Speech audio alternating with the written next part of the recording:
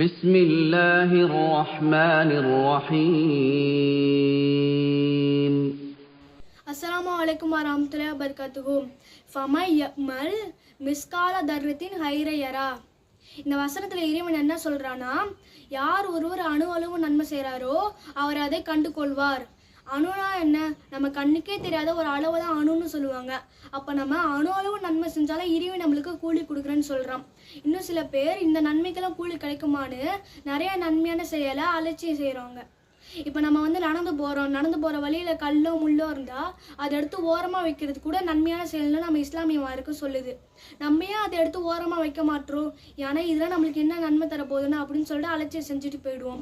ஆனால் இறைவன் என்ன சொல்கிறான், நீங்கள் அணு அளவு நன்மை செஞ்சாலும் நான் உங்களுக்கு கூலி கொடுப்பேன்னு சொல்கிறான். இன்னும் நம்ம எந்தெந்த நன்மையான விஷயம்லாம் அலட்சியம் செய்கிறோம் பார்ப்போம். நபிசா அலைஹிஸ்ஸலாம் சொல்றாங்க, நீ உன்னுடைய சகோதரனை மலர்ந்த முகத்துடன் பார்ப்பதே அற்பமாக நினைக்காதே.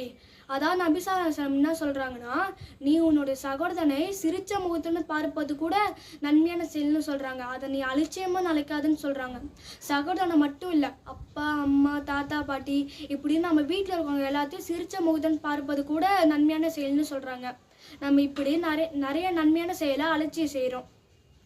நம்ம இப்போ ஒருத்தவங்க நம்மகிட்ட சலாம் சொல்கிறாங்க, அவங்க நல்லவங்களோ கெட்டவங்களோ அவங்களுக்கு திருப்பி சலாம் சொல்கிறதும் நன்மை தான். இப்போ நம்ம பஸ்ஸில் போகிறோம், ஒருத்தவங்க வயதானவங்க நிற்கிறாங்க, அவங்களுக்கு இடம் கொடுக்குறதும் நன்மை தான். ஒருத்தவங்க வழி தெரியாமல் இந்த அட்ரஸ்க்கு எப்படி போகணும்னு கேட்குறாங்க, அவங்களுக்கான வழியை சொல்கிறதும் நன்மை தான். இப்படின்னு நம்ம அலட்சியம் செய்கிற நன்மை நிறையா இருக்குது.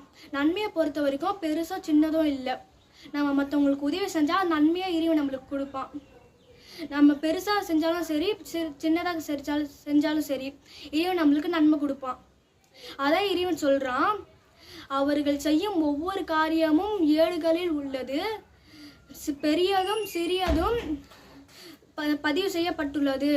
அதாவது இறைவன் என்ன சொல்கிறான்னா, நீங்கள் செய்யும் ஒவ்வொரு காரியமும் ஏடுகளில் உள்ளதுன்னு சொல்கிறான். நம்ம பெருசாக செஞ்சாலும் சரி, சின்னதாக செஞ்சாலும் சரி, இறைவன் நம்மளை அதுக்கான நன்மையை தருவான். இன்ஷா அல்லாஹ் இனி நன்மையான செயலையும் அலட்சியம் செய்யாமல் வாய்ப்பு கிடைக்கும் போது மற்றவங்களுக்கு உதவி செஞ்சு, நம்ம மற்றவங்களுக்கு உதவி செஞ்சால் அது நன்மையாக திருப்பி நம்மளுக்கு கொடுப்பான் இறைவன். அதனால் மற்றவங்களுக்கு உதவி செஞ்சு நிறையா நன்மை செய்யும் மக்களாக இருப்போம். வாஹிதாவான அனில் அல்ஹம்துலில்லாஹி ரப்பில் ஆலமீன். அஸ்ஸலாமு அலைக்கும் வரஹ்மத்துல்லாஹி வபரகாத்துஹு.